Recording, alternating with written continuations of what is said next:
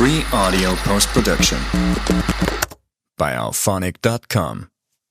Bonjour à tous, je suis Dimitri F4FLH et vous êtes sur un spécial Big QSO, puisque avec moi j'ai deux OM de l'APRA 62 qui vont faire le salon de Vingles le 23 mai, donc dans quelques jours.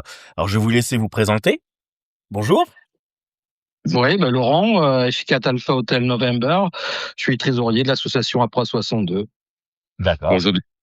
Bonjour Dimitri, écoute, moi c'est Philippe, Foxtrot 4, India Charlie Tango, et je suis le président de l'APRA 62 et de son Radio Club. Et parce que c'est deux choses différentes, je crois. Alors, pour nous, non.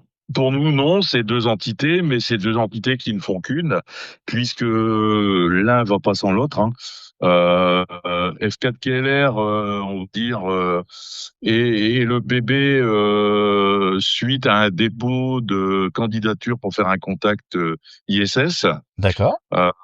Et quelque part, il nous sert aussi d'utilisation lorsqu'on fait des interventions dans les milieux scolaires où on fait des contacts, des QSO, et on emploie en fait l'indicatif de Radio Club et non pas nos indicatifs personnels. Donc quelque part, F4KLR n'est rien sans l'APRA 62 et l'APRA 62 n'est rien sans F4KLR. On est vraiment tributaires l'un de l'autre et pour nous, ça ne fait qu'une seule entité. D'accord, c'est génial. Alors, vous deux, vous êtes F4. Ça fait combien de temps que vous êtes tous les deux radio-amateurs ?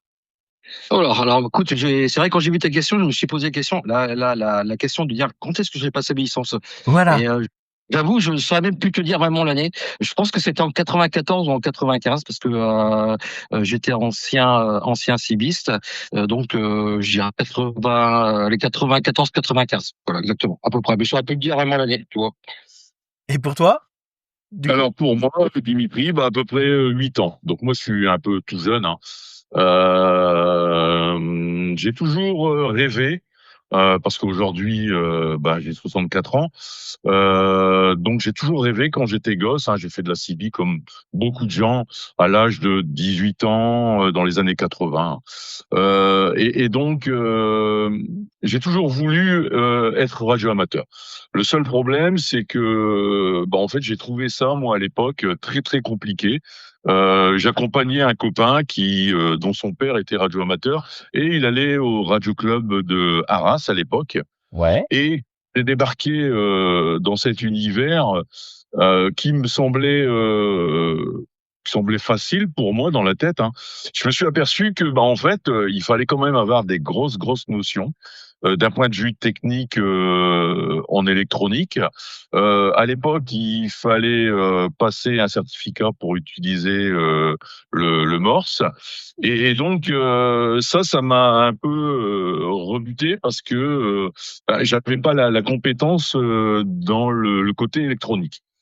Et ça, du coup, j'ai laissé tomber parce que autour de moi, j'avais on va dire 80% de personnes qui tenaient des magasins de réparation télé. Et c'était des gens qui avaient une parfaite maîtrise dans le domaine. Et à l'époque, il faut reconnaître que passer son certificat d'opérateur, l'examen était quand même assez compliqué, voire complet par rapport à aujourd'hui. Voilà. D'accord. Et pour ton poteau qui est à côté de toi, alors ? Alors moi, je me rappelle à l'époque, j'avais ma grand-mère qui avait un poste TSF. Ça m'a toujours fasciné de pouvoir écouter, d'entendre des bruits bizarres en touchant le VFO à l'époque. Et puis dès que j'ai commencé à pouvoir acheter un poste CB, puisque à l'époque j'étais chez mes parents, donc ils mettent une antenne, j'ai commencé à faire des contacts radio déjà avec des personnes que je connaissais pas du tout. Il y avait pas les téléphones à l'époque, on n'avait pas. C'était le début de Radio Comme 2000 sur les communications téléphoniques, on avait que des téléphones fixes. Oui. Et puis j'ai commencé à faire des contacts avec des copains que je ne connaissais pas du tout. Et puis après, histoire de rencontrer des gens. Et ensuite, je suis passé à faire des contacts un peu en longue distance avec les fréquences CB. Et puis par la suite, j'ai découvert un club qui était pas du tout dans mon secteur. C'était le Citizen Band du parc naturel régional de Rem, du côté de Valenciennes. Ouais. Et puis j'ai décidé de fédérer du monde et puis d'ouvrir une section de ce club-là sur la région de Caudry, dans le Cambrésis. Et puis voilà, j'étais peut-être déjà un petit meneur dans ce domaine-là de prendre et disons d'engendrer un maximum de personnes dans la passion de la radiocommunication. On a ouvert une section, on faisait des assistances radio à l'époque pour l'association. Et puis après j'ai continué, puis j'ai entendu parler qu'il y avait un radio club du côté de Solem qui était F5 Kilo Charlie Victor, qui n'existe plus. Et puis je suis rentré, j'ai découvert, c'était dans une école, c'est prémonitoire peut-être maintenant, et on a commencé à faire les cours. Alors bien sûr qu'on arrivait, c'était déjà, malheureusement, c'était déjà beaucoup d'anciens. Il y avait pas beaucoup de jeunes. J'étais avec un jeune radiomateur, mais c'était lui le plus jeune à l'époque. Il y avait 17 ans, F4 HP, Franck, que je salue, qui nous écoute par la suite. Et on a commencé à faire des cours avec notre parrain, enfin c'est mon parrain F5 INJ Bernard, qui formait déjà pas mal de radiomateurs à l'époque. Et puis on a tous les samedis, on allait au radio club faire des cours, apprendre et ainsi de suite. Et puis le jour J où Bernard nous a dit qu'on peut aller au Portel à l'agence nationale des fréquences, et tout simplement on est passé. Donc par précaution, j'ai passé l'époque là, je sais, c'était la FA, je crois, la première là, on va dire elle Oui. peut-être à l'époque. Oui. Novice. Il y avait la puis, FA et après il y a eu la licence novice qu'on a connue avec la F0, mais au départ oui, c'était la FA qui était l'entrée dans le monde du radio amateur. Donc j'avais prévu le coup, je vais passer à la FA. Au moins, je suis quasiment certain de repartir avec quelque chose. Et puis je l'ai eu. Et puis du coup, j'ai passé dans la filée, j'ai passé la licence F4. Voilà, d'où l'indicatif F4 Alpha Hotel November, puisque il y avait plus de F1 à l'époque. Voilà, c'était l'attribution des F4. D'accord, Laurent. Écoute, ah oui, c'est vrai que c'était les premiers FAA, oui, forcément, exactement. Très bien. Et du coup, vous avez monté votre radio club après, quelques années après, parce que le radio club, il a combien de temps maintenant? Le Radio Club, en fait, Ouais. il a suivi à peu près 1 an et demi, 2 ans après. D'accord. Qu'on est ouvert. 2019, on va dire. C'est ça, ouais, 2019, qu'on ait ouvert un peu l'assaut. Ok. Le Radio, c'était pas du tout d'abord une idée qu'on avait dans la tête. Alors, moi, je voyais un petit peu un jour un radio club. Laurent, lui, pour l'instant, il me disait, écoute, on va pas aller trop vite. On va d'abord continuer notre petit chemin avec l'APRA.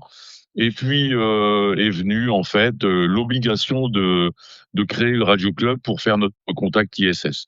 Aujourd'hui, on s'en plaint pas, on est super content. On est très bien installé, on a du beau matériel, on a des adhérents qui sont très contents. Donc voilà, entre guillemets, on va dire qu'on nage dans le bonheur. Parce que du coup, si j'ai bien compris, l'APRA a existé avant. Oui. D'accord. Oui. Donc, vous aviez monté ensemble l'APRA, qui était là pour intervenir au niveau, au niveau quoi? Qu'est-ce qu'il faisait au départ, l'APRA, alors? En fait, si tu veux, tout a démarré d'une petite anecdote qu'on a eue. On ne pensait pas ouvrir une asso au début. Donc, on faisait des interventions dans les écoles. Avec Laurent avait déjà commencé avec des premiers contacts ISS. Et moi, je l'ai rejoint un jour. Et puis, de fil en aiguille, en fait, le courant passait bien entre nous. D'accord. On a fait des interventions ensemble avec un petit groupe. Il y avait Guy, HLX, il y avait Joël, DVP, il y avait André, HKL. Et puis on a fait des petites interventions. Puis un jour, on a fait une intervention à la Nuit des Étoiles à Courrières avec des copains du GAG. D'accord. Et puis figure-toi que on a monté une verticale et cette verticale est tombée. Et lorsqu'elle est tombée, il y a un radiant qui s'est planté dans le sol. Et là, on s'est regardés tous ensemble, on s'est dit, s'il y avait une personne qui se prenait un radiant sur la tête, ou peu importe l'endroit, on aurait eu des sacrés problèmes. Donc on s'est dit, il faut qu'on s'assure. Mais pour s'assurer, il fallait une asso. Et du coup, on a créé une asso. Alors, le nom APRA 62, c'est le diminutif de Association, Promotion, Radio Amateurisme du 62. Voilà tout simplement la naissance de l'APRA 62. D'accord, ok. Sur un coup de radiant, donc, si j'ai bien compris.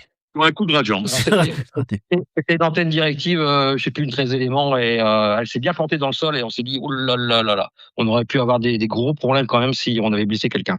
C'était pendant l'installation, mais ça aurait pu très bien arriver le soir quand il y avait une foule, parce que les nuits étoiles, généralement, ça ramène quand même beaucoup de monde. Ouais. du jeune public aussi. Hein. Voilà, donc ça faisait une pierre de coups d'être avec les copains du GAC et puis de faire découvrir un peu la radiocommunication au public qui ne connaît pas du tout notre loisir en tout cas. Alors, le GAC, je crois qu'ils étaient déjà au salon la première édition, de mémoire. Et je pense qu'ils vont être là encore à ce salon-là. On est d'accord. À la deuxième édition, nos collègues copains du GAC seront bien présents super. avec nous. Très bien. Alors, vous faites aussi de la formation radio amateur, je crois. Oui, effectivement. Ben, écoute, alors, tout comme Laurent, la personne qui m'a formé, c'est Bernard, F5INJ. Oui. Et en fait, la formation que j'ai passée avec lui, elle était très rigoureuse parce que, en fait, voilà, il attendait de moi un élève studieux et volontaire. Donc, c'était assez rigoureux. J'ai bien aimé. Et une fois avoir eu mon certificat, quelques mois après, je me suis dit, pourquoi pas faire profiter les autres. Alors, si tu veux, par le biais de mon travail, je faisais déjà des formations. Donc, j'avais pas du tout peur de me lancer dans une formation. Mon métier était de base responsable maintenance. Donc, de là, je maîtrisais plus ou moins le domaine de l'électricité et surtout la loi d'Ohm. Et puis, ça me tient à cœur, en fait, aujourd'hui, même encore aujourd'hui, ça me tient à cœur de transmettre mes compétences et mon savoir. D'accord. Et de là, à créer un petit livret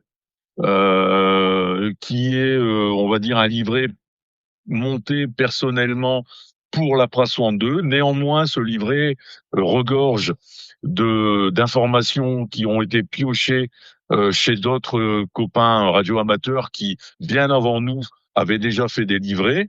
Mais je cherchais un livret qui soit à la portée du néophyte.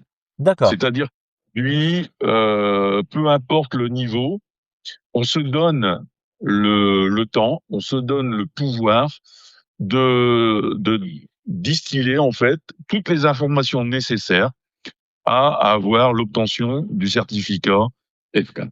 D'accord. Mais en plus, ça ne s'arrête pas là, puisque Non. Vous faites aussi des ateliers pour accompagner après l'examen. Alors oui, en fait, on s'est aperçu qu'il y avait peut-être un manque, tout au moins quelque chose à combler dans la partie certificat. Aujourd'hui, c'est bien, on a des bases sur l'électricité, pour la législation. Néanmoins, que fait-on lorsqu'on a la licence? C'est quoi la réaction devant un micro? Il y a tous ces mécanismes que les gens n'ont pas obligatoirement ou une appréhension. Et oui, comme bien de personnes, quand j'ai démarré, on devait sûrement bien entendre derrière le micro que lorsque j'ai démarré tout doucement la radio, que j'étais néophyte parce que j'avais pas encore les automatismes et l'engrenage qui étaient un petit peu encore grippés. Et de ce fait, on s'est dit, c'est bien de faire passer la licence, c'est bien d'avoir un certificat, mais derrière, est-ce qu'on est capable de se mettre derrière un micro, de réagir? Et surtout, ce on s'est aperçu, c'est que il y a tout cet apprentissage du côté radio amateur au niveau langage, expression, il y a un gros manque. Alors pourquoi il y a un grand manque? C'est parce que en fait, tout simplement, et ça, je vais dire, moi je le comprends entièrement, c'est qu'on a en face de nous de plus en plus des gens qui viennent du 11 mètres. Des gens qui avaient un apprentissage et un langage un peu différent des gens du monde des radioamateurismes, et que leur réaction, elle leur collait à la peau. Et ce qu'on voulait nous faire aujourd'hui, c'est d'une part aider les gens lorsqu'ils ont leur licence à réapprendre ou à apprendre un comportement qu'il faut avoir, c'est-à-dire on commence toujours par le fait de dire voilà les règles du radioamateurisme, le minimum qu'on doit faire. Comment on doit se présenter, comment on doit intervenir dans un QSO, comment on doit lancer appel, Mais pas que ça. Il y a aussi la partie, c'est que dois-je faire devant un poste? Quelle est la première réaction que je dois avoir? Vérifier que mon antenne est bien connectée, vérifier que personne n'est présent sur la bande, vérifier que mon poste est bien réglé, que mon antenne est bien accordée. Tu vois, tous ces petits réflexes-là, on a souhaité les transmettre parce que on sentait que certaines personnes, pas tous, hein, certaines personnes avaient besoin de ce coup de pouce, mais ne le disaient pas. Oui. Et donc, de ce fait, on avait des gens qui avaient un examen, mais qui restaient toujours en arrière, parce qu'il y avait l'appréhension. Et on sentait quand même le malaise. Je suis assez d'accord avec toi. Je partage ton avis puisque je fais aussi des formations Bien sûr. Et on a effectivement une population qui vient du 11 mètres, mais qui ont quand même quelque part leur base. Ils ont un passé, ils ont un vécu, et on a aussi maintenant de plus en plus, on a des techniciens qui sont issus de l'informatique, de la radio, qui sont mais pas radio amateurs. Et ceux-là, eh bien, ils n'ont aucune base. Ils ont envie de découvrir le radioamateurisme. Ils ont envie de faire des choses, mais très vite, je me suis rendu compte que quand ils ont leur certificat, ils sont prêts à faire des choses, mais ils ne savent pas comment faire. Et l'autre gros problème qu'il y a, c'est qu'il n'y a pas assez de radio-clubs en France. Il y a plein de radio-clubs. On voit sur la NFR, et j'en parlerai à la conférence, qu'il y a plus de 400 radio-clubs en France. Mais si on retire les associations départementales, si on retire les ADRASEC, si on retire les associations qui n'existent plus, mais que parce que c'est historique, on a décidé de garder l'indicatif à quelqu'un et on n'a pas déclaré à la NFR qu'on n'existe plus, eh ben, il en reste beaucoup moins que ça, ou alors c'est des clubs aussi spécialisés, par exemple sur du spatial ou sur d'autres choses qui ne correspondent pas à l'OM en question. Donc c'est bien de faire des ateliers et vraiment bravo. D'ailleurs je suis assez curieux, comment ça se déroule un petit peu vos ateliers? Alors, les ateliers, généralement, on est autour d'une table. On a chacun un petit livret avec le comportement type du radioamateur, encore une fois puisé sur Internet, fait par des radioamateurs, sûrement des puristes, hein. Et donc la base est vraiment parfaite. On essaye d'épurer un peu parce que on veut rester avec des mots qui sont compréhensibles de tout le monde. On cherche pas non plus à. Alors ça aussi c'est très important dans les formations ou même dans le suivi par la suite, c'est de toujours utiliser des mots qui sont compréhensibles. Oui. Ne pas chercher à étonner les gens. Le but, c'est pas de faire du m'as-tu vu, en fait. C'est de dire aux gens, voilà, on est heureux que tu souhaites venir dans notre passion. On est heureux de te voir rejoindre le monde des radioamateurs. On va t'aider, on va te guider, mais on va pas t'inonder de mots techniques. On va rester soft. Et donc, autour des ateliers, on commence généralement par que doit faire un radioamateur. Et donc, on est autour de la table, on explique un petit peu le déroulement, et au fil de l'avancée, par la suite, après, on fait des semblants de communication entre la table. Alors, c'est pas évident parce que, je vais dire, on est autour de la table, on joue le jeu oralement, quoi. On n'est pas derrière un micro, mais par exemple, on lance appel et puis on se dit, voilà, essaye de rentrer dans la conversation. Comment tu ferais pour rentrer dans la conversation? Tu vois? Ou par exemple, comment tu lancerais un appel si tu veux faire des longues distances? Comment tu lancerais un appel si tu veux rester confiné en France? Donc on essaye de donner ces petits automatismes parce qu'on se dit que si on ne fait rien, indirectement, on va glisser sur un langage qui sera plus le nôtre. Ouais, je te comprends tout à fait Voilà. là-dessus. Et Et on veut garder en fait ses racines. Je pense qu'il y a des gens qui sont fiers d'être radioamateurs, des gens qui ont été éduqués très durement à ce langage, et rien que pour ces gens-là qui, par devoir de mémoire, on se doit de respecter ces gens et façon de mise en place du langage. Oui, ça fait partie des coutumes, ça fait partie de notre façon d'être, hein, quelque part. Je te rejoins là-dessus, et je te rejoins aussi là-dessus, sur le fait d'accompagner les gens. C'est vraiment, en tout cas pour moi, un travail de radio club, de pouvoir se dire: «Bah, voilà, vous êtes pas seul, on va vous aider, on va vous encadrer, vous allez faire les choses bien», et franchement, je pense que c'est pareil pour vous aussi. C'est vraiment l'accompagnement, et pas dévaloriser la personne en leur disant: «Non, non, alors toi tu sais pas faire, mais arrête ça tout de suite», mais plutôt de dire: «Bon, bah, voilà, là c'était pas vraiment comme ça, mais voilà, je vais te donner deux trois trucs et on va avancer ensemble». Ouais. Et c'est tout à fait ça, Dimitri. Mettre en confiance les gens, les valoriser, les aiguiller. Je pense que c'est vraiment très très important.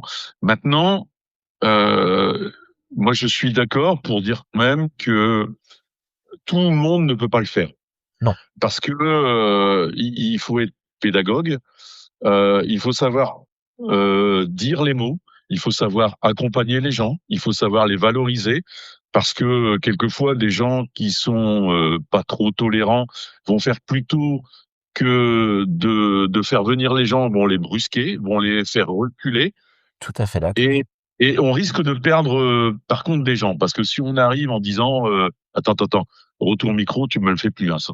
La prochaine fois que tu te fais ça, je te tape le micro. Et en fait, non, il faut les éduquer. Et il faut leur dire, bah, je peux comprendre. Je peux comprendre que tu disais ça ou d'autres termes, mais on a le devoir quand même de les remettre un petit peu, de les resensibiliser et de dire, écoute, essaye d'avoir une autre formule. On emploie ça. Tu vas pas aller en prison parce que tu dis retour micro, mais déjà là, retour micro, on n'est plus dans le langage radio amateur, on n'est plus dans le langage des 11 mètres. Néanmoins, on respecte totalement les gens du 11 mètres. Nous, on les accueille. On fait aucune différence. On est même très content de voir beaucoup de gens de 11 mètres venir s'intéresser au monde des radios amateurs et de vouloir franchir le pas pour devenir des radios amateurs. Ouais, c'est tout à fait ça. Vous venez tous les 2 du 11 mètres d'ailleurs? Ouais. D'accord, Ouais. donc il y a quand même votre passé, votre historique qui fait que, bon, bah, voilà, une personne qui vient du 11 mètres, eh ben, c'était comme moi avant, et bah, maintenant je suis radio amateur, toi aussi, donc il y a des nouveaux trucs qu'à apprendre, d'autres petites choses à remettre en place, et puis voilà, je suis tout à fait, ouais, bah, je viens du 11 mètres aussi, donc je partage ça à 200%.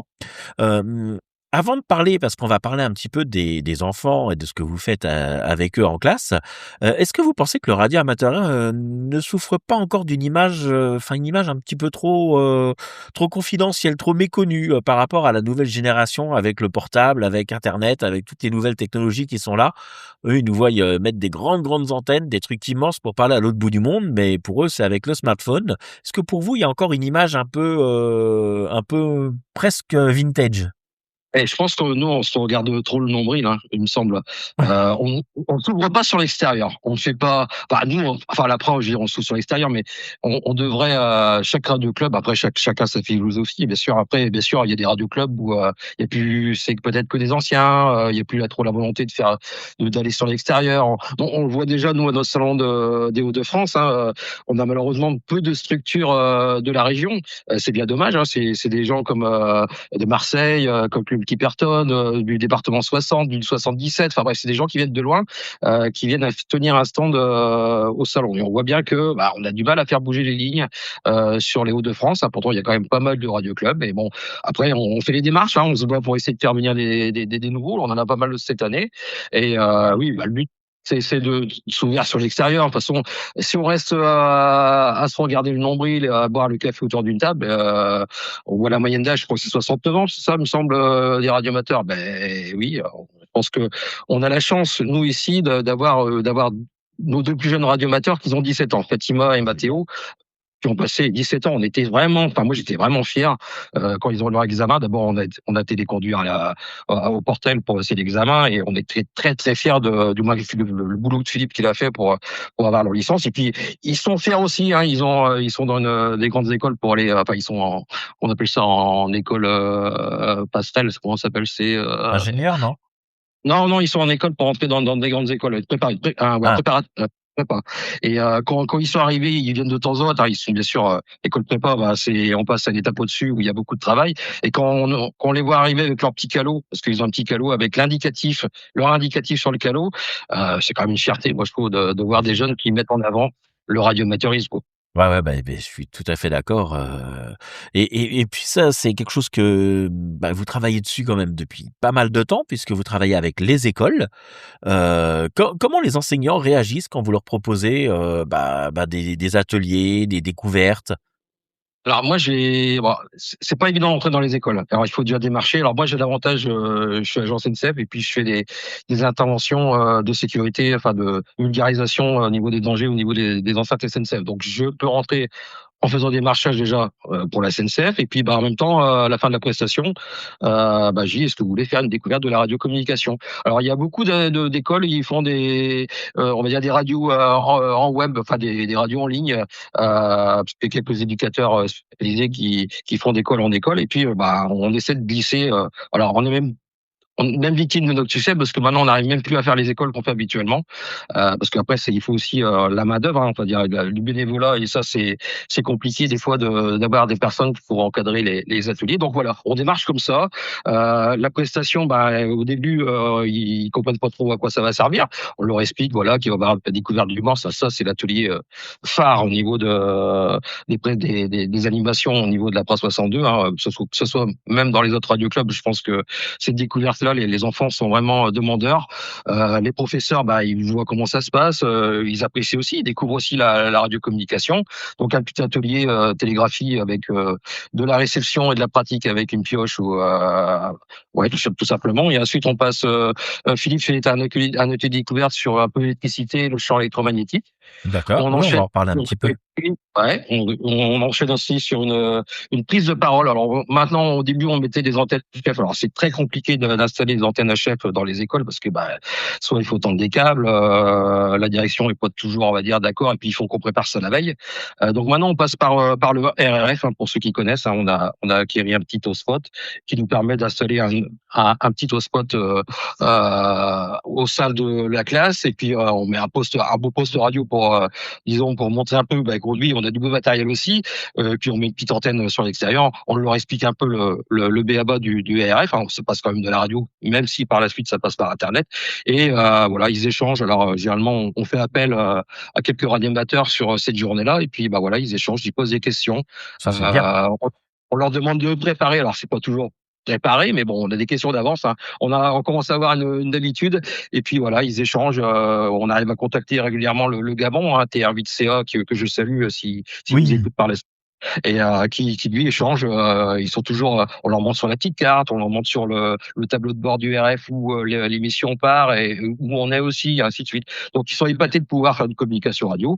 Et puis après on finit des fois avec la bobine de Tesla. Alors c'est pas toujours évident dans les écoles primaires parce que là il y a la peur aussi des professeurs, et ils repartent avec un petit diplôme de télégraphie, une petite carte QSL du Radio Club, et puis voilà, chacun est content. Les parents d'élèves peuvent écouter en direct aussi le RRF et écouter les enfants avec les échanges entre les radioamateurs qui sont bien sûr sans les radioamateurs sur le RF, on pourrait pas faire cette activité-là. Donc c'est vraiment une journée très pédagogique. On n'est pas là pour les assommer de technique, c'est vraiment du visuel et puis de la pratique. Enfin, je veux dire, qui repart content, et puis si on est rappelé généralement l'année d'après, c'est que l'animation est super pour les professeurs et les parents. Voilà. Donc on a déjà un beau petit cheptel dans le départ, du moins dans la région du bassin minier, mais bon, on a même trop de succès puisque on n'arrive pas à contenter l'ensemble des écoles. Donc on fait une année sur deux généralement. Voilà. Oui, on voit que vous allez loin dans ce que vous faites. Vous avez une bobine Tesla également. C'est pas rien quand même comme installation, c'est quand même imposant ou autre. C'est fait maison, je crois, en plus. Comment vous êtes, comment c'est venu cette idée-là justement? Et pour ceux qui ne connaissent pas, est-ce que vous pouvez expliquer un peu le principe de la bobine Tesla? Oui, alors je reviens vite fait sur les interventions en école, et on repartira sur la bobine. Ouais, bien sûr. Fais comme chez toi, t'es chez toi ici, hein. Magnifique, comme à la maison. Et en fait, juste préciser, Dimitri, c'est que notre démarche, elle est vraiment sincère et véritable au niveau des écoles, puisque en fait, on est certifié Adage et avec le Pass Culture. Alors, Adage, ça veut dire que, en gros, on est certifié par l'Éducation nationale. Donc, on est référencé au niveau de l'Éducation nationale comme une entité qui peut apporter des choses, on va dire, techniques ou autres au sein des établissements scolaires, tout au moins collège et lycée. Voilà. Donc, c'est Génial. hyper important. Parce que du coup, ça fait que les établissements ne payent plus nos interventions, mais c'est le système Pass Culture qui le fait. Donc ça, c'est vraiment quelque chose d'important. Parce que être certifié Adage, c'est assez compliqué. C'est un dossier qui comporte à peu près 16 pages, où il faut donner les CV des gens, dire ce qu'on fait, nos références, dire ce qu'on a déjà fait, donner le pourquoi de nos interventions, expliquer l'intérêt de nos interventions. Donc, et après, on passe devant une commission de l'Académie de Lille qui donne son accord ou pas pour qu'on fasse partie du panel Adage. Donc pour nous, c'est aussi une fierté parce que on est presque d'utilité en fait publique en fait. Oui. Oui, mais je suis d'accord avec, je suis tout à fait d'accord. On a besoin de gens comme ça là qui se déplacent et puis qui forment un peu parce que le programme scolaire en termes de radio, il y en a pas. Il y a quasiment pas. Et il y a des gens comme vous là qui bougez pour ça. Il y a aussi le LOTA. Il y a des gens comme ça qui créent des choses, qui créent des radioclubs dans des écoles, qui sont impliqués. Et courage pour vous, pour ceux qui font ça, parce que c'est quand même énorme. Et du coup, alors, cette bobine Tesla, alors, qu'est-ce que c'est? Alors cette bobine Tesla, en fait, c'est pas une, c'est deux bobines qu'on a même. Donc c'est des bobines qui ont été créées en interne avec l'aide quand même de deux personnes que je connais sur Paris. D'accord. Et donc le but des bobines, en fait, c'est toujours dans une vision en fait éducative et ça rentrait un petit peu avec ce que faisait Laurent sur les risques électriques des caténaires. Bon. Donc en gros, les bobines Tesla, elles nous servent principalement à faire un petit atelier sur les dangers de la haute tension. Alors pourquoi les dangers de la haute tension? Eh ben, en fait, une bobine de Tesla, c'est ni plus ni moins qu'un transformateur haute tension qui fonctionne sur l'accord de deux bobines. Donc c'est-à-dire que on a une bobine primaire et une bobine secondaire. Sur la bobine primaire, on va lui envoyer des impulsions de à peu près entre 10 et 12 kilovolts. Et la bobine secondaire, elle, va comporter à peu près environ 3000 spires. C'est-à-dire qu'en gros, on va multiplier par 3000 les impulsions de 10 à 12 kilovolts. Donc, tu vois un petit peu ce que ça va te donner 3000 fois 12 000. Oui.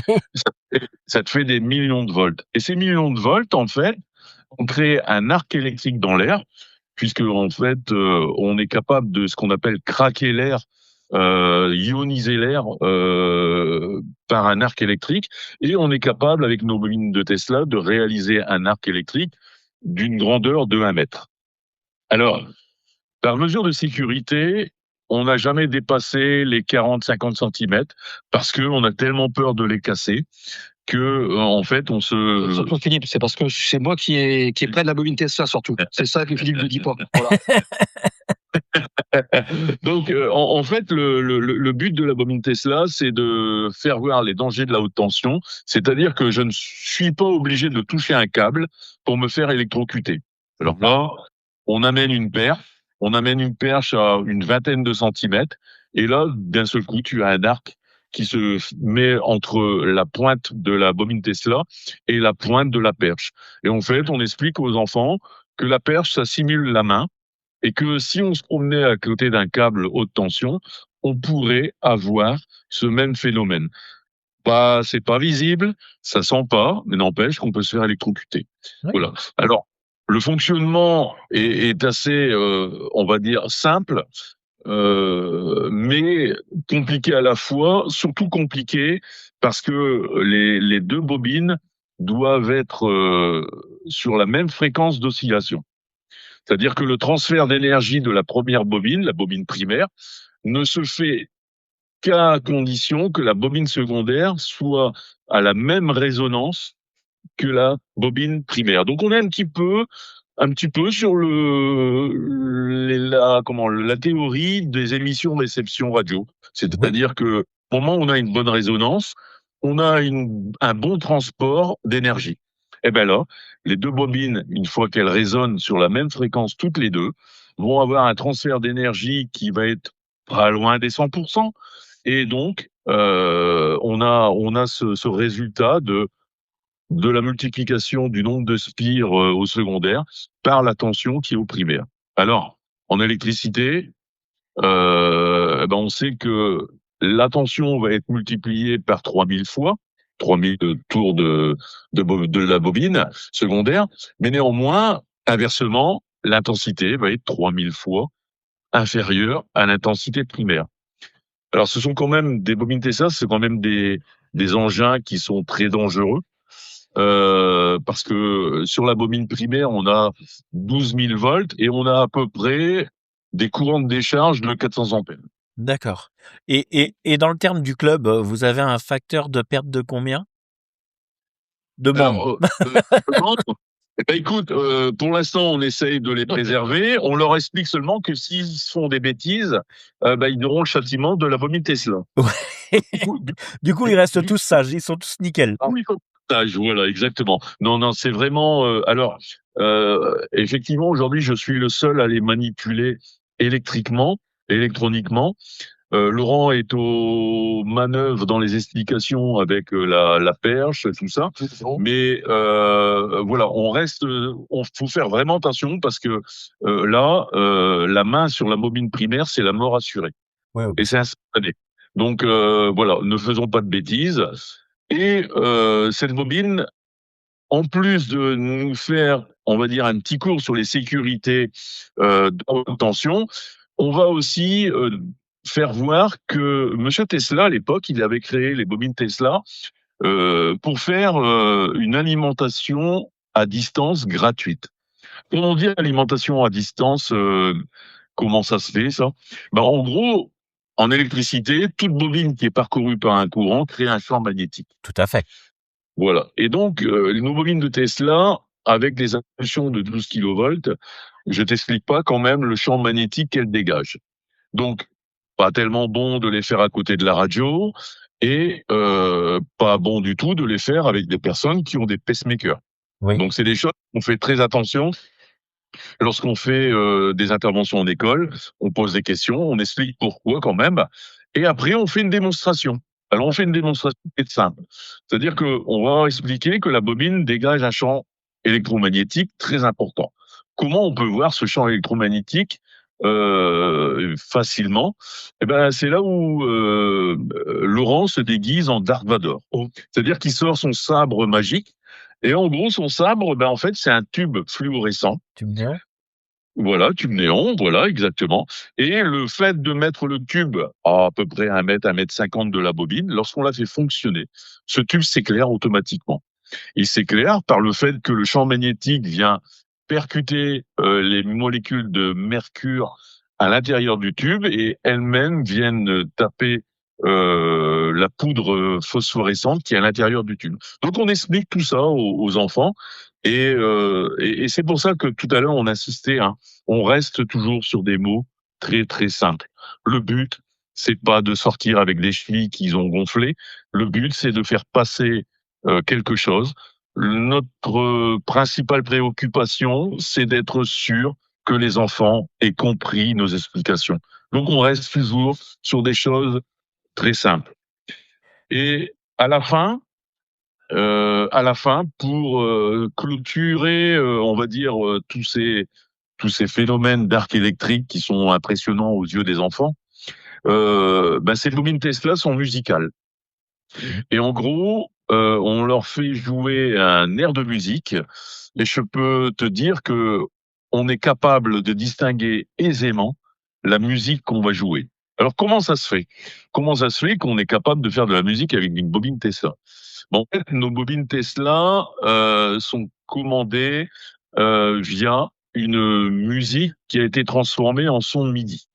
Alors les sons MIDI, c'est les 0 et les 1. Oui, tout à fait. Et comme voilà, et comme l'électronique de la bobine Tesla est commandée par des transistors IGBT, on vient commander les transistors. Donc les transistors, ce sont plus ou moins des interrupteurs électroniques, hein, et on vient plus ou moins commander ces transistors IGBT avec une durée plus ou moins longue, une intensité plus ou moins grosse, et aussi, on va dire, comment je vais dire, donc on a la durée, on a une vitesse en fait. C'est-à-dire qu'on est capable de faire un arc long dans le temps, on est capable de faire un arc court dans le temps, on est capable de faire un arc volumineux et puissant et aussi faible. Et en gros, cette musique, elle est retranscrite via en fait les détonations de l'arc électrique, un peu comme le tonnerre. Oui. Et notre oreille est capable de décoder ces étincelles, ces arcs électriques qui varient en fait dans l'air comme des sons. Voilà. Et donc c'est parfaitement audible. Génial. Et on prend toujours autant de plaisir à chaque fois qu'on intervient dans les écoles à faire nos ateliers. Et ça fait 8 ans, 9 ans que ça dure. Et franchement, quand on voit les yeux de certains enfants, bien sûr, bah oui, 100% des enfants ne sont pas réceptifs à ce qu'on fait. Il y a des gens qui sont plus ou moins, des enfants qui sont plus ou moins intéressés. Mais peu importe. Notre but, nous, c'est de générer des étincelles, Ouais. générer des envies et de faire découvrir une passion commune. Voilà. Il y a un moment où Euh, vous vous êtes dit, là, on a vraiment réussi à transmettre quelque chose. alors, il y a des moments où oui, on le voit parce que quelquefois on voit des CM2 et puis l'année suivante on les voit en sixième. Et là, généralement, en sixième, quand tu as des enfants qui sont capables de t'expliquer ce qu'ils vont voir, oui, c'est le pari qui est gagné.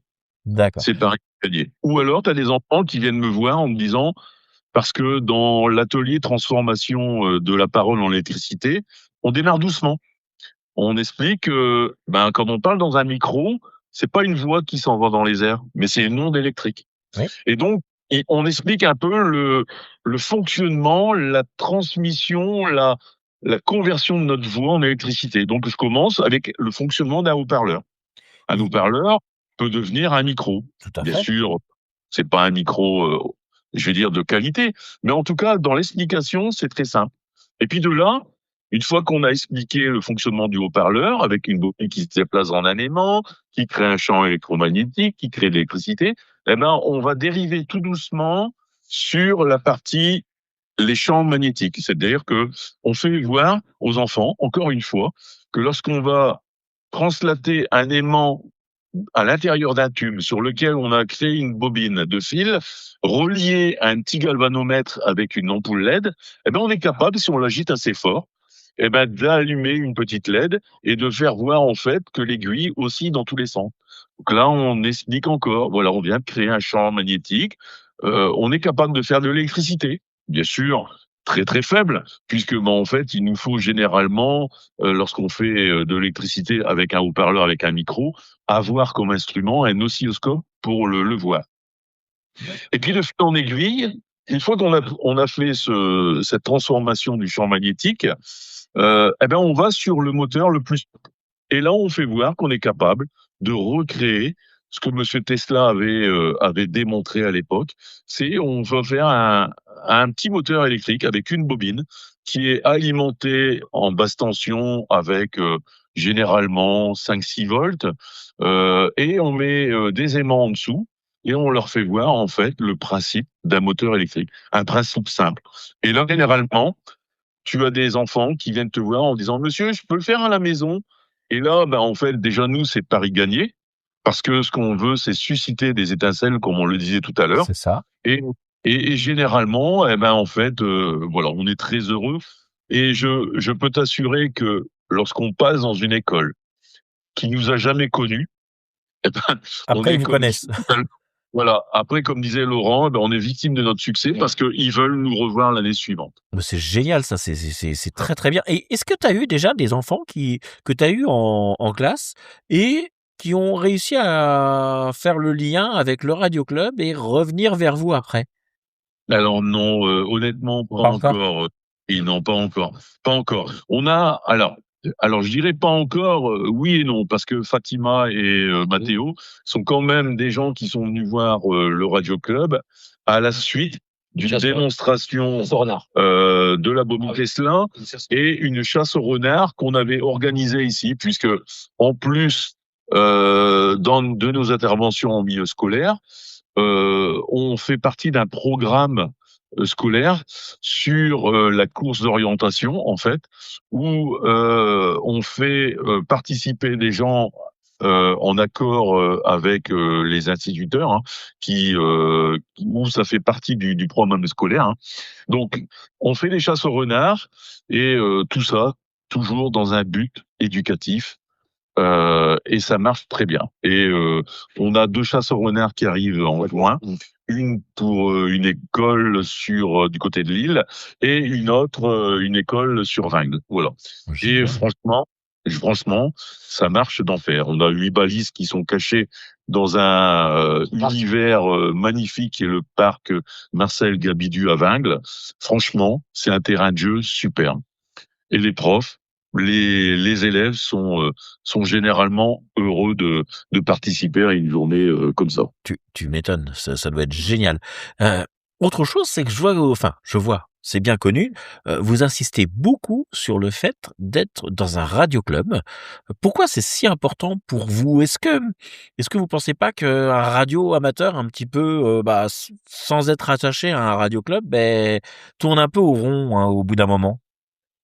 Ah, c'est une question très difficile de ce côté-là. Ah. Alors moi, j'aurais tendance à dire que le fait de faire partie d'un radio club, l'intérêt pour moi, c'est le partage d'idées, le partage de connaissances, le fait de rencontrer des copains, puisque bon, en fait, ça fait, on a un groupe de copains en fait, hein, qui partagent la même passion.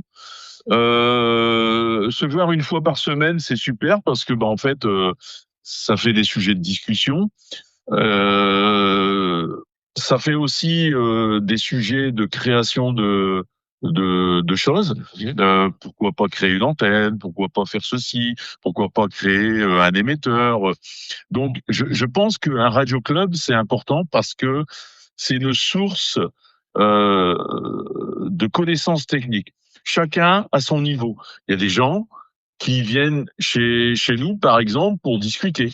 Il y a des gens qui n'attendent que de discuter technique. Il y a des gens qui viennent pour vouloir faire des choses.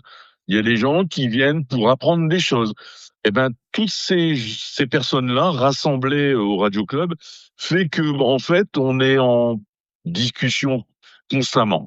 Maintenant, de dire qu'un radio amateur seul, c'est un radio amateur qui va mourir, je n'irai pas jusque-là parce que il y a des gens qui sont un peu sectaires. Il faut les respecter. Il y a des gens qui aiment bien être seuls. Il y a des gens qui ont la compétence aussi, parce que je pense que radio amateur seul, ça ne peut être valable qu'au moment où tu as une parfaite maîtrise de beaucoup de choses. Parce que lorsqu'on a des connaissances qui sont plus ou moins faibles, on va les chercher au sein des radio clubs. Oui. Et donc pour moi le radio club c'est une source de connaissances. Et un radio amateur seul, oui, je reste persuadé que s'il n'est pas super compétent, ça sera compliqué pour lui, par exemple. Et puis Je après, pense surtout aux jeunes radioamateurs qui passent leur examen, qui se retrouvent parce que ils sont techos en informatique ou même anciens cibistes, et du jour au lendemain ils se retrouvent radioamateurs, donc ils font un petit peu ce qu'ils savent faire ou ce qu'ils pensent savoir faire, mais au bout d'un moment, l'imagination fait que on pense peut-être pas et on finit par tourner en rond et certains, je pense qu'ils doivent abandonner quand ils sont pas suffisamment encadrés par la communauté. Alors, Ouais, je d'accord. partage parfaitement ton point de vue, puisque effectivement, les jeunes aujourd'hui, s'ils sont pas, on va dire aiguillés, s'ils sont pas épaulés, risquent de s'éteindre et on risque d'avoir des jeunes qui passent des licences, des Ouais. jeunes qui sont On ne indicativés entendra jamais. et qu'on n'entendra jamais sur les ondes. Donc Oui, c'est ça. voilà, le rôle des radioclubs, c'est justement de les valoriser, de les booster, de les porter, de les aider. Et moi, j'insiste fortement et j'espère que tous les jeunes nous entendront dire ceci, c'est n'hésitez pas. Un radioclub qui est près de chez vous, frappez à la porte, allez discuter, allez apporter vos idées parce que aujourd'hui, nous avons besoin des idées des jeunes parce que les jeunes aujourd'hui ont une vision complètement différente des gens qui ont 60 ans d'existence parce qu'ils arrivent avec un monde moderne. Et tout à l'heure, tu le disais, un jeune qui a des facultés en informatique est le bienvenu dans un radio club. Aujourd'hui, on est capable de piloter un poste informatiquement à distance. On est capable de faire des transmissions informatiques. On est capable de faire du développement informatique parce qu'aujourd'hui, il y a beaucoup de programmation. Eh bien, aujourd'hui, j'invite les jeunes à se rapprocher de Radio Club et surtout à partager leur savoir parce qu'on a besoin de leur savoir. Moi, pour te dire, Dimitri, petite anecdote, quand je suis rentré en 1996 à la SNCF, bien sûr, j'étais pas le seul à postuler, donc on était un bouillier. Et après, il y a un choix qui est fait, bien sûr, sur les tests qui sont proposés par la SNCF. Et puis après, il y a un petit entretien avec le curriculum vitae. Et puis, question, c'est quoi radiomateur? La personne ne connaissait pas le recruteur. J'ai expliqué un peu, oui, que voilà, on communiquait tout simplement dans le monde entier, qu'il y avait un examen bien sûr pour aller sur ces bandes radioamateurs-là. Et puis voilà, c'est peut-être le petit déclic qui fait que je suis sorti du lot, que j'étais recruté. C'est très possible. C'est peut-être, je pense que c'est plus que possible à mon avis, parce qu'on a bien discuté là-dessus et puis la personne ne connaissait pas et elle m'a posé plein de questions et puis je pense que c'est le petit déclic qui fait que je suis passé du bon côté. J'aurais pu être repéré tout simplement. Et je te rassure, hein, ça a été exactement pareil pour moi. Alors ça me fait plaisir parce qu'à chaque fois que je parle de mon histoire, ça reste un peu sceptique. Les gens ils sont, vous voyez, est-ce que c'est vrai ou pas? Je travaille chez Free et à mon recrutement, effectivement, le petit plus qui a fait que je suis rentré dans cette boîte, eh ben c'est le fait que je sois radioamateur. Voilà, tout simplement. Et puis ça fait, Oui. c'est pour ça que Mathéo et Fatima, je pense que lorsqu'ils auront fini leurs études, leurs hautes études, il y aura certainement ce petit mot radiomateur sur leur CV. Et je pense que surtout qu'il y en a un qui veut être pilote de ligne et puis Fatima va être travailler dans l'aérospatiale.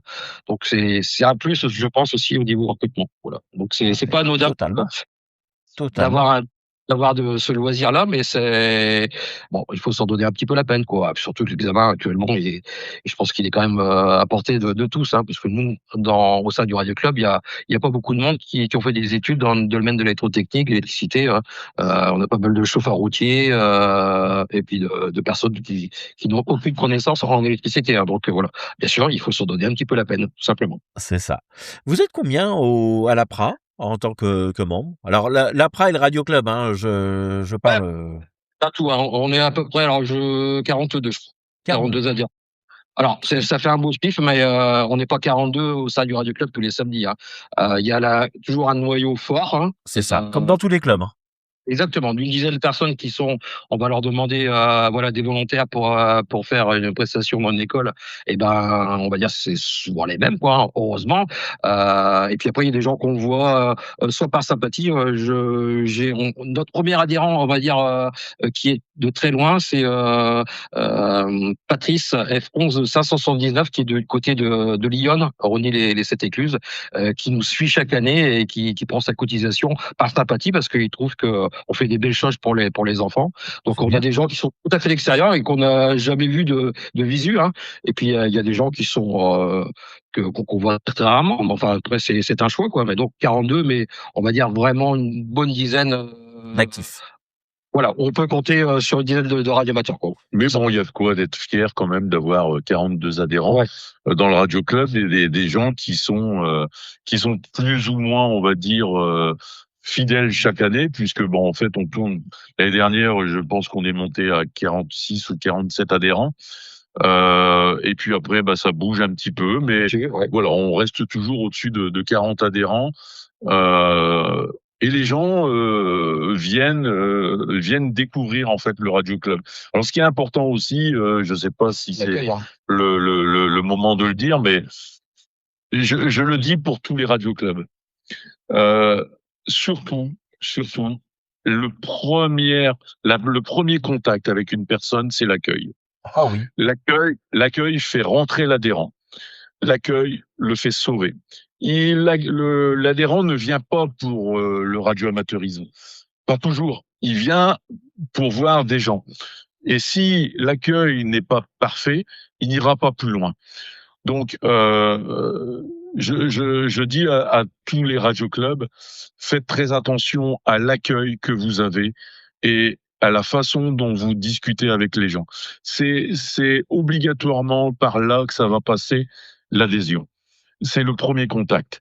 Et il faut, alors, là, il est important l'accueil, mais il faut être aussi sincère. C'est-à-dire que ça doit être un accueil sincère et pas forcé.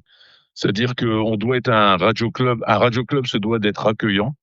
D'abord, c'est un petit peu notre philosophie, hein. On veille sur la bienveillance. Les conflits, on les évite. Les conflits, on les éradique. Si on a un problème avec quelqu'un, eh ben en fait, on va pas tourner autour du pot. On va expliquer que c'est pas notre façon de penser. Et si ça continue, malheureusement, on sera obligé de prendre des décisions à dire tu corresponds pas du tout à l'éthique du Radio Club, parce que le Radio Club, sa ligne de conduite, c'est la bienveillance, le partage. Et franchement, oui, l'accueil d'un Radio Club, c'est super important. Oui. Mais je partage ça à 200%. Tu rentres dans un radio club, les mecs ils font la gueule, ou alors ils sont que au café, ils te proposent rien du tout.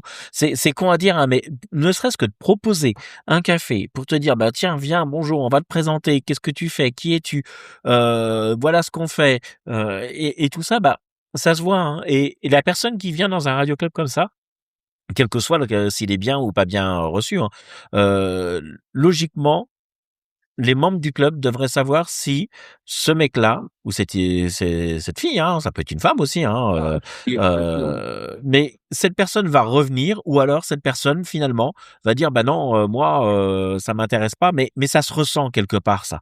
Ça fait partie des petites choses où on a encore un petit peu à travailler. Certains clubs ont encore un peu à travailler, mais c'est comme ça. Bon, en tout cas, 46 membres, c'est déjà extrêmement c'est costaud comme club, voilà, même si c'est des SWN, même si c'est des radios amateurs qui sont loin, qui viendront pas, on a tous quelque part quelques radios amateurs qui cotisent pour bah par solidarité, pour encourager, pour dire bah voilà, c'est quelque chose de bien, donc on supporte, donc ça c'est génial. Et puis bah du coup ça vous a donné l'idée de faire plein de choses. Les ateliers pour les enfants, les ateliers et les formations pour les radioamateurs, et puis un salon qui a sa 2e édition. Alors c'est un peu, c'est un petit challenge parce que, bah, dans le nord de la France, vous avez, bah, le salon de KMB, le salon de Saint-Just, et puis, pas très, très loin, vous avez la Louvière aussi qui est là, et hop, un salon, mais un salon un peu particulier parce que il est à taille humaine, il est accueillant, il est familial. Qu'est-ce qui vous a donné l'envie de créer ce salon justement? Alors, moi, tu vois, moi, j'étais contre au départ. Je ne vais pas me cacher devant les adhérents qui vont nous écouter. Moi, j'étais contre au départ parce que je sais le boulot que c'était à faire. Et je me suis dit, voilà, il y a déjà, comme tu dis, il y a le salon de Clermont, il y a la Louvière, et on est entre les deux. Et donc, j'étais contre. Et puis, bah, comme d'habitude, à l'unanimité, on fait un vote, et puis bah voilà, bah mon nom s'est transformé en oui parce que bah j'ai pas trop le choix, quoi.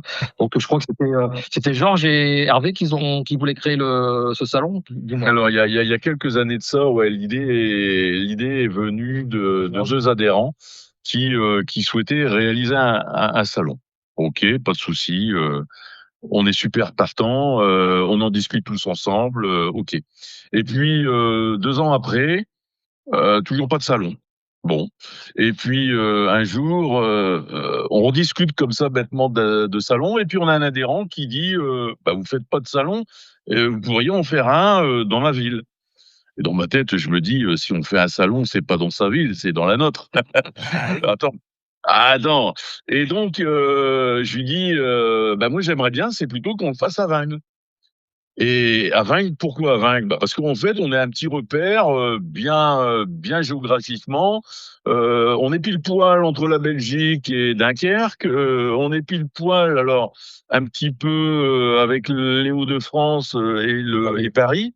Par contre, effectivement, on est plus éloigné du bas de la France, mais dans le bas de la France, il y a d'autres salons. Donc le but non plus, c'est pas de faire un salon pour se faire plaisir, quoi. C'est aussi de créer un salon pour combler peut-être un manque. Et puis il me dit bah ok, ça m'intéresse. Bah j'écoute. Moi, je te laisse carte blanche. Tu me présentes le projet. Si tu me présentes un projet, on te suit. Sinon, bah on laissera tomber. Et puis de fil en aiguille, il s'est pas démonté. Et puis il est venu me voir en me disant bah voilà, moi je propose ça, je propose ça. Et du coup, je me suis dit c'est quelqu'un qui accroche. Eh ben on va le suivre. Et donc du coup, on a monté une petite équipe de quelques personnes pour commencer à rassembler les idées, des idées rassemblées. On en a parlé à toutes les personnes qui étaient présentes le samedi. De là, on a commencé à poser des questions parce que on est parti quand même à l'aventure. On savait pas trop comment organiser le salon, comme Laurent l'expliquait. Un salon, c'est quand même pas n'importe quoi. Et comme on est un petit peu des professionnels et qu'on veut toujours quelque chose, que ça soit parfait, on préfère faire quelque chose de parfait que de faire quelque chose à moitié. Donc on s'est mis la pression, on s'est mis une barrière assez haute et on s'est dit, si on fait un salon, il faut que les gens ils s'y trouvent bien. C'est-à-dire qu'on doit être accueillant, on doit être souriant, on doit proposer des choses. Et puis après, on s'est dit, bah, on va appeler tous nos copains aussi, parce que nos copains, ils vont pas nous lâcher quand même, ils vont venir. Et mais de fil en aiguille, le premier salon s'est rempli avec, par exemple, toi, Dimitri. Oui. T'es super content, nos amis de KOP. David de Clipperton qui a fait le chemin avec son épouse de Marseille jusque le Hauts-de-France. Franchement, je vais dire, on a des personnes qui sont venues de Bretagne, des gens qui sont venus des Vosges, des gens qui sont venus de Belgique, des gens qui sont venus de la région de Dunkerque. En fait, de fil en aiguille, on a rempli la salle. Alors Laurent, il disait toujours, oh là, j'espère qu'on aura du monde. Hein. Bah, j'écoute, si on fait 200 entrées, on sera content parce que franchement, 200 entrées, pour nous, c'était déjà beaucoup. Oui, oui. Pour finir, on a fait 540 entrées. C'est génial. On n'a rien vu passer de la journée. On a eu des retours positifs, mais plus que positifs. Ah oui. C'était tellement chaleureux que les retours que, bon, en fait, on a décidé de créer une deuxième édition. Mhm. Alors, cette deuxième édition va être un petit peu un cran au-dessus. Puisque on a décidé de faire comme tous nos copains, c'est-à-dire faire des conférences. D'accord. Et Oui, ces exact. conférences, c'est une autre façon aussi de faire découvrir à un public d'autres choses.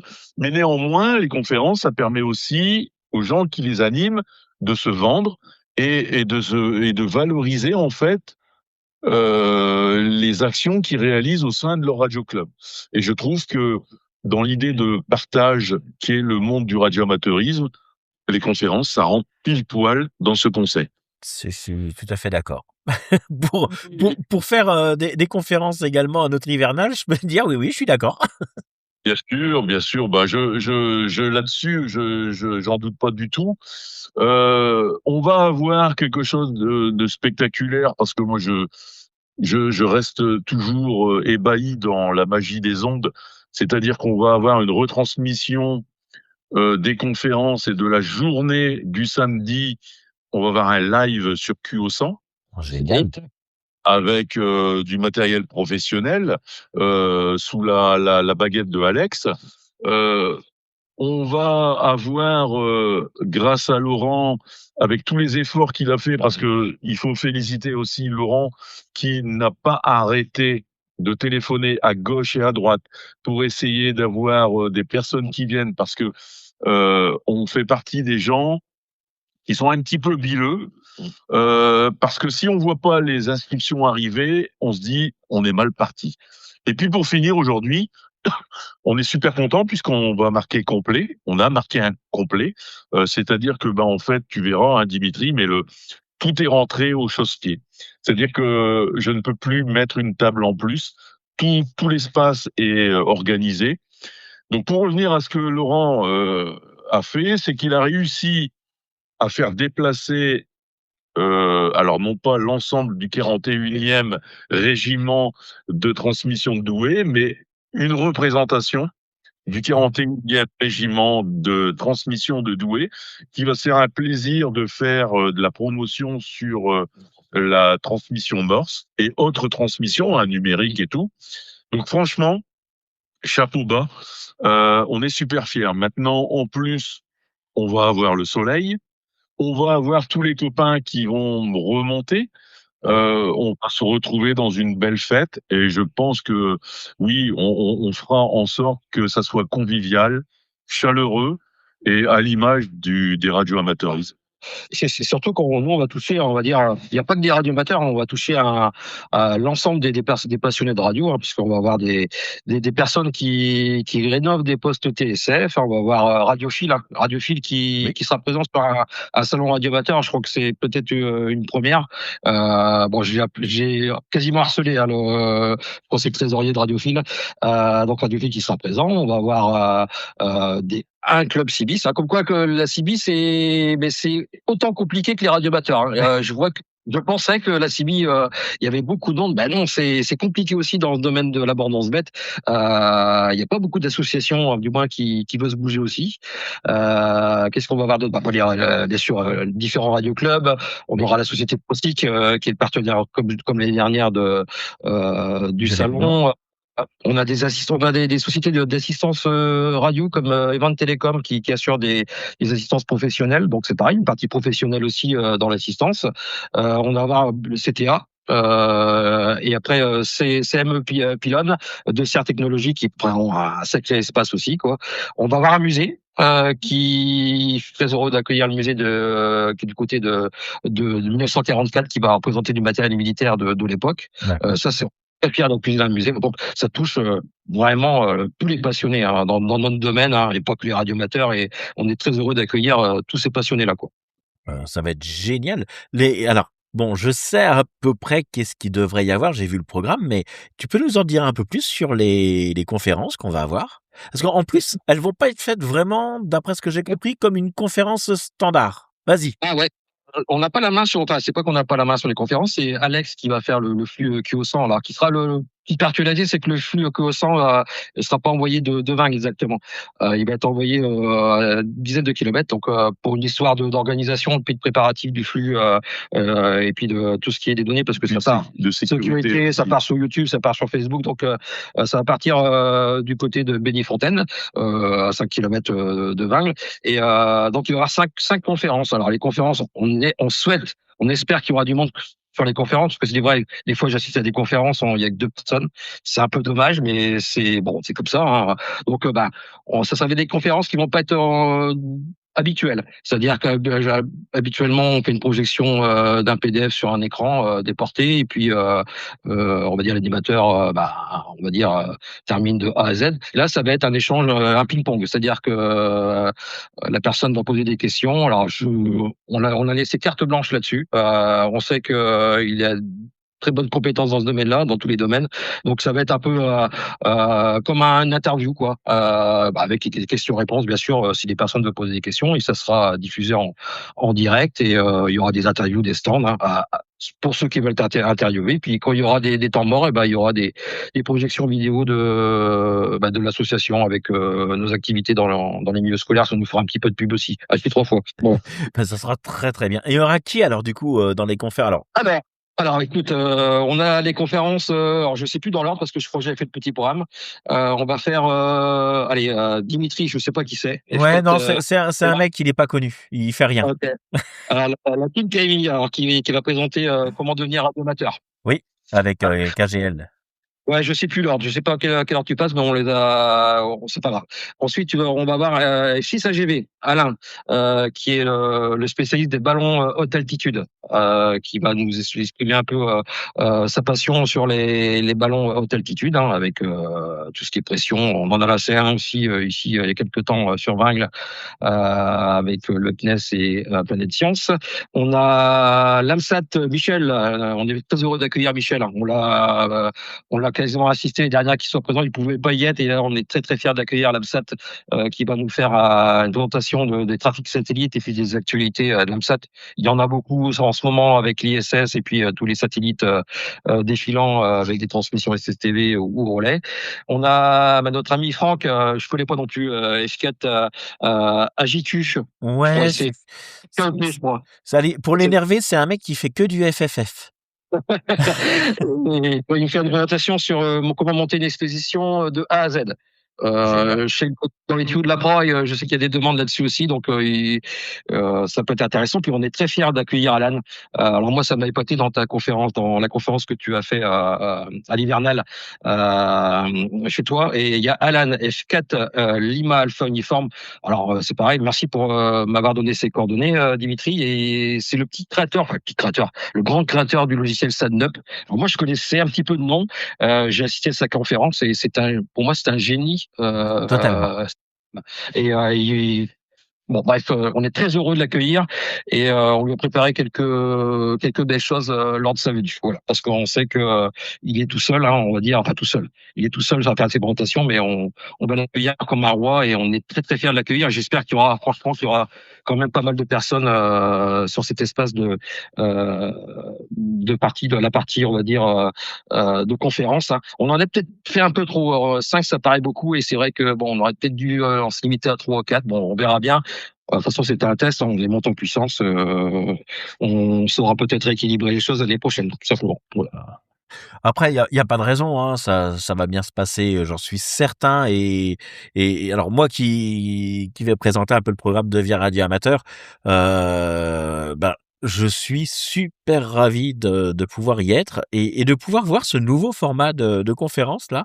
J'avoue, je suis très très curieux, mais voilà, il va encore falloir patienter quelques jours. C'est le 23. Alors c'est à partir de quelle heure? Alors, c'est à partir, ouverture à 9h. Ok. Exactement. Donc, il y aura certainement la queue comme l'année dernière, hein. Et on terminera à 17h. Alors, il y aura une tombola aussi. La tombola est gratuite, hein. Vous prenez un billet d'entrée, donc c'est 5 € l'entrée. Ça, c'est important de le signaler. C'est Pour gratuit pour les ouais, filles aussi? ouais. Non, pour les filles, c'est gratuit. Pour les enfants de moins de 16 ans, c'est gratuit. Personnes handicapées, c'est gratuit aussi, hein, tout à fait. Et donc, il y aura totalement, vous achetez une entrée, vous rentrez, vous avez une tombola qui sera gratuite, hein. Donc, il faudra rester pour la partie tombola parce qu'il y aura quand même quelques bolos. On remercie la marque Icom qui nous a donné beaucoup de lots, bien sûr, le partenaire du salon aussi. Prosic, hein, qui va nous donner aussi les lots. Donc, ne partez pas avant. Je sais pas à quelle heure tu vas faire Je pense vers 15h. vers 15h. Ne partez pas avant parce que c'est vrai que, pratiquement, si vous n'êtes pas là, ça sera attribué à un autre numéro et ainsi de suite. Donc, comme l'année dernière. Et puis, vous aurez bien sûr la restauration. Cette année, alors on avait promis des frites. Il y aura pas de frites cette année, malheureusement, parce que Oh c'est là là. compliqué. Eh oui, je Moi, sais tu me bien. l'avais vendu les frites, hein. Ouais, mais on voulait absolument. C'est très compliqué de faire venir une friterie sans que la personne ne vend pas de sandwich. Et automatiquement, si lui il vend des sandwichs, c'est au détriment des rentrées d'argent pour l'association. Donc, alors il y aura C'est des bien crêpes. fait. Il y aura des crêpes. Ah. Voilà. Oh. Et des croque-monsieur. Et puis, vous aurez la bonne bière habituelle. Et puis, bon, voilà, le but, c'est de passer une très, très belle journée. On va avoir un super temps. Et puis, chacun reparte content. Et puis, ils se disent, oui, franchement, on viendra sur la 3e édition. La première édition, les gens hésitaient certainement pour dire, bon, c'est un premier salon, il va pas avoir grand monde. Là, on espère, moi, j'espère que les gens vont partir contents. Et c'est un travail de longue haleine, hein, monter un salon et qu'on repart et qu'on a des petits messages 2-3 jours après, c'était super, on reviendra. Je me rappelle l'année dernière, il y avait je crois que c'était un SWL qui était venu en camping-car avec sa femme qui avait un concert. Moi, ça m'avait et puis elle était pas bien cette femme-là et puis qu'elle nous a dit moi je voulais absolument bien sur votre salon parce que ça me réconforte et ça m'a réconforté et j'étais très content même si je suis fatigué, je suis très content d'assister à ce salon et moi ça m'a touché ce côté-là. Ah, c'est clair que c'est des choses qui touchent énormément quand c'est comme ça.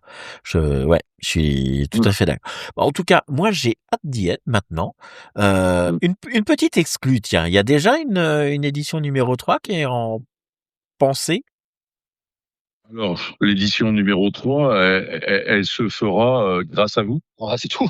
Donc, c'est vous qui faites l'édition 3. Nous, on a toujours une volonté de faire du plaisir aux gens.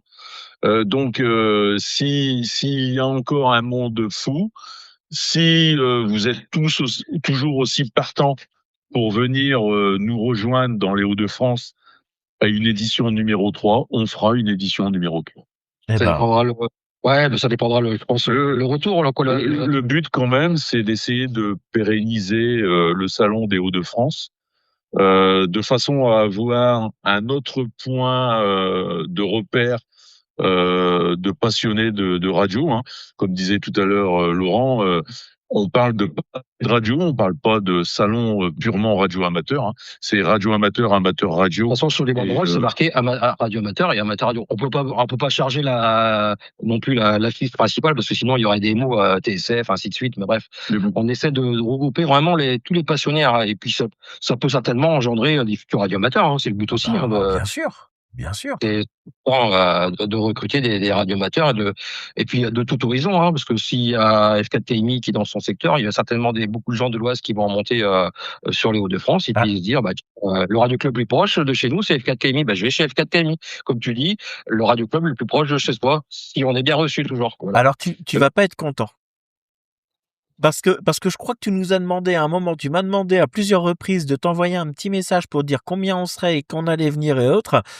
Et je crois malheureusement pour toi ou pour tout le monde, je sais pas, mais je crois qu'on vient plus nombreux.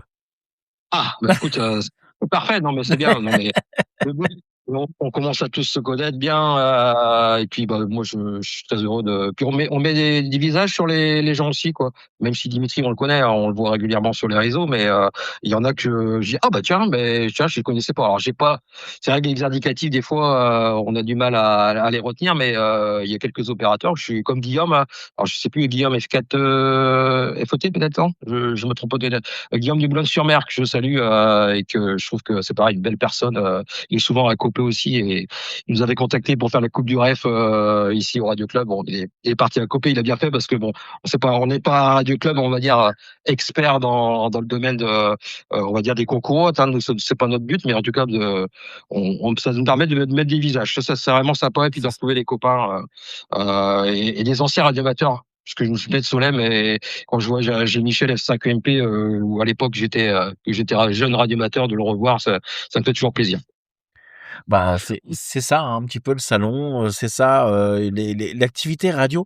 Les radios amateurs, c'est une grande et belle famille. Même si on s'entend pas tous ensemble. D'ailleurs, dans une famille, il y a toujours quelqu'un qui ne s'entend pas avec l'autre, mais c'est quand même une très très très belle famille, le radio amateurisme. Oui, tout à fait. Ouais. Juste pour rappeler, je trouve que les organisations de manifestations comme celle-ci, franchement, j'aurais tendance à passer un message. Radio Club, venez, c'est le moment de valoriser votre association. Ah oui. C'est le moment de vous vendre, c'est le moment de vous faire connaître. Profitez, vous avez l'occasion d'avoir une asso qui crée en fait un événement, venez y participer, venez vendre votre asso. C'est tout ce que je dirais en fait, voilà. Et effectivement, le petit clin d'œil de Laurent en disant, voilà, il y a pas beaucoup de radio club qui tournent dans les Hauts-de-France, qui se déplacent. On est un peu étonné parce que voilà, nous on cherche pas à masquer la concurrence. Pour nous, il n'y a pas de concurrence. Pour nous, comme tu le disais, c'est une grande famille et on invite toutes les personnes qui sont près ou de loin de chez nous à venir valoriser leur association ou leur radio club. La porte est grande ouverte.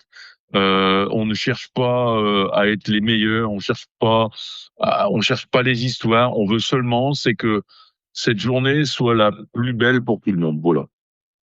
Je suis tout à fait d'accord avec toi et bon, il y a quand même pas mal d'assauts des Hauts-de-France qui montent quand même, non?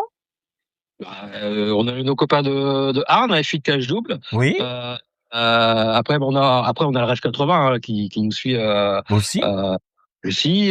Qu'est-ce qu'il y a d'autre après F4 KLJ qui est le partant chaque année aussi, qu'on voit régulièrement dans différentes Qui sont dans le manifestations. sont dans le 77, ouais, tout à fait.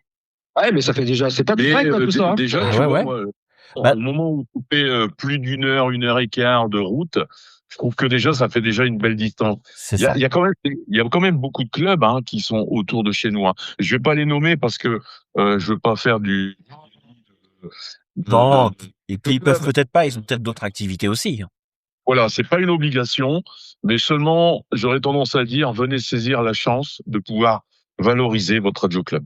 C'est ça. Et aujourd'hui, la communication, pourtant on en fait partie, des radios amateurs, mais la communication de notre passion vers le monde extérieur est très importante, car il faut vraiment démontrer et faire découvrir notre passion à toutes les personnes qui viennent découvrir ce monde qui est, comme dit souvent Laurent, une niche.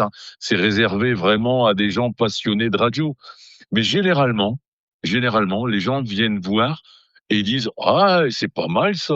Ben, je viendrai un de ces jours découvrir lorsque vous faites des contacts avec le monde entier. Vous pouvez communiquer avec des gens dans le monde entier. Oui, c'est possible, c'est Ouais. faisable. Bien sûr, avec dame propagation. Mais d'un autre côté, oui, il y a des choses qui sont faisables.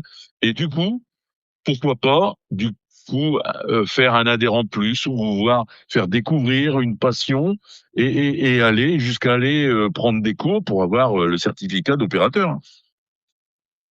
Et de rejoindre la belle famille des radioamateurs. Mais c'est tout à fait ça. Bon, en tout cas, merci du temps que vous nous avez consacré. On se retrouve le 23. Parce que nous, dès le départ, et puis tu sais quoi, regarde, on va même faire un truc, tu peux marquer dans la tablette que l'édition numéro 3 et 4, on sera encore là. Ah ben, écoute, Voilà. avec un grand plaisir qu'on accueillera vraiment toute cette belle famille et toutes les nouvelles personnes qui viendront combler cette salle. Peut-être qu'un jour on sera obligé de changer de salle mais pour l'instant on préfère rester humble et remplir une salle qui est déjà 700 pas mètres carrés, mal, quoi. 600 mètres carrés, Ouais. donc c'est pas mal. Et là on commence déjà à entendre des gens qui disent ah bon, vous avez autant de personnes qui viennent, je crois que je viendrai un de ces jours dans votre salon. Donc c'est bien, c'est Eh ben bien. voilà. En tout- On sait où aller le 23. Voilà, exactement. Venez nous rejoindre à Vingles, salle Gustave Berth. On sera là pour vous accueillir, vous restaurer, que ça soit boisson. Alors croque-monsieur, c'est des croque-monsieur au maroilles, donc typiquement ski. Oh là là là là. Tu m'en mets de côté quelques-uns. Il n'y a pas de souci. Voilà, en tout cas, on est super contents. On est vraiment très fiers de cette édition encore. Ne pas oublier aussi tous les bénévoles de l'assaut qui vont y participer. On va encore être 23 sur le pont, 23 adhérents à être présents ce samedi, à nous épauler. Sans les adhérents, on n'est rien. J'arrête pas de le dire. Sans eux, on n'avancera pas.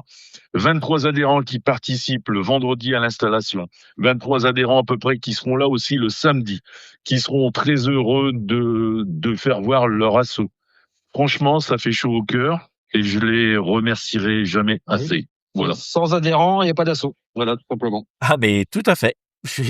Mais voilà, on partage nos pensées là-dessus, mais c'est vrai. Et puis pour ceux qui ne sont pas encore adhérents et qui sont vers ton coin, qui viennent. La presse est ouverte quand? Tiens d'ailleurs, c'est le samedi, je crois.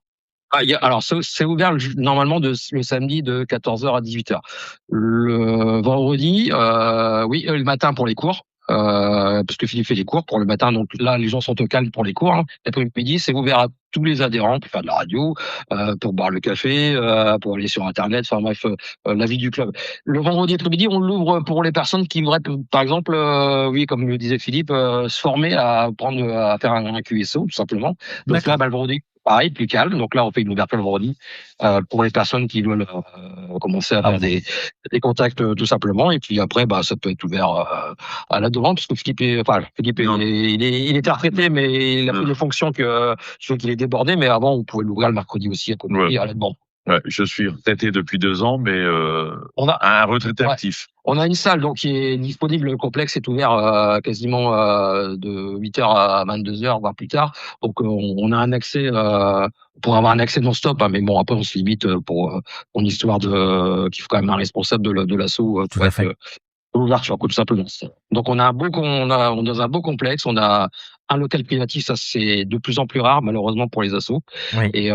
Et on n'a pas des antennes directives, mais on a des antennes qui sont sur le toit du complexe, une boucle, une antenne verticale, 2 antennes VHF. On a une X-Beam fabrication maison. De toute façon, pour ceux qui vont rentrer peut-être d'un côté sur la ville de Vannes, ils verront le Radio Club. Et cette année, on a fait quand même une belle campagne de promotion. On est passé sur ici Nord, dernièrement. Là, il y a pas mal de radios cette semaine qui vont nous donner la pousse. On voulait faire venir une radio cette année. Bon, allez, l'année prochaine, on pense qu'on aura une radio FM qui sera présente aussi pour une couverture en direct aussi. Ah, Voilà. ça pourrait être bien, effectivement. Ah ouais, c'est bien sympa, oui. Et on avait une radio qui voulait venir, mais pour pas rien de cacher, il fallait financer sa venue. On a trouvé ça un peu dommage de devoir financer parce que je trouvais que c'était un partenariat entre eux et nous. Nous, on faisait la promotion de la radio, eux, ils faisaient la promotion de leur radio. Voilà. Et tout compte fait, maintenant, ils sont en train de revoir leur politique parce que ils s'attendaient pas à ce qu'il y ait autant de personnes qui viennent. Et là, ils voient du tout maintenant le côté aspect intéressant de faire la promotion de leur radio. Bien sûr. Et donc, nous, on est prêts à les accueillir et on voulait faire un petit stand de live avec une radio en direct. bon, Voilà. ce n'est que partie remise. Ils seront l'année prochaine, j'en suis sûr. Pourquoi pas? Ça peut être une très bonne chose. Oui, mais c'est des gens qui nous suivent régulièrement, donc il n'y a pas de raison que l'année prochaine à mon avis, ils seront présents sur d'autres salons, sur la troisième édition. Mais allons déjà sur la 2e édition, là, on est en plein dedans et on souhaite que ça soit le meilleur pour tout le monde et que les personnes repartent avec le sourire et d'être contents d'être venus ou d'avoir fait peut-être plusieurs dizaines de kilomètres. C'est le but de l'assaut, que ce soit une belle prestation, parce que nous, on se dit toujours, on veut faire quelque chose de carré. C'est pour ça que des fois, quand on voit des trous sur les tables ou autre, on se dit, donc moi, je m'inquiète toujours. C'est vrai que nous, on aime bien des prévisions 1 ou 2 mois avant, et puis les gens, comme tu me disais, ils s'inscrivent des fois à la dernière minute, mais nous, pendant ce temps, on se dit, mais il y a moins de monde que l'année dernière, donc les gens vont dire, c'est moins bien. Voilà. Non, mais alors, tu sais quoi? On a la même chose ici de notre côté. Pour notre hivernal, oui, on nous dit et voilà, et ça marche que sur la confiance. Et c'est vrai qu'on s'interroge toujours pour se dire, mais est-ce qu'on va avoir assez de monde? Est-ce que les gens ils vont venir? Est-ce que plein de choses. Et j'avoue, à chaque fois c'est aussi bien rempli. Donc on est content et je pense que pour vous, ça va être un super samedi, pour nous aussi d'ailleurs parce qu'on sera là. Mais c'est vrai que voilà, c'est vraiment une belle chose que vous avez fait. Et puis vous avez gardé ce salon à taille humaine, accueillant, dans un esprit qui est encore une fois totalement familial. C'est pas la grosse structure où tu vois les gens et puis après t'as du mal à revenir dans les allées ou autre tellement qu'il y a de monde. Là, ça reste. Alors, quand tu m'as dit 500 personnes, tu vois, moi, j'aurais plutôt pensé entre 1000 et 1500, tu vois, tellement qu'il y avait de monde qui était là autour. Et voilà. En tout cas, à samedi pour moi. Ouais. Ok, écoute, en tout cas, merci pour cette interview, Dimitri. Un grand plaisir de participer avec Laurent sur ton BQSO et ainsi faire la promotion de l'assaut, la promotion du salon. Et j'aurais tendance à dire, je vais terminer avec une phrase fétiche que j'aime bien mettre dans mes comptes rendus, c'est à l'APRA, on s'ennuie pas. Ah, ça c'est bien comme devise. Ça me plaît bien. Merci 73 à vous deux et à très bientôt et à samedi. À 73. Salut. Free audio post-production by alphonic.com.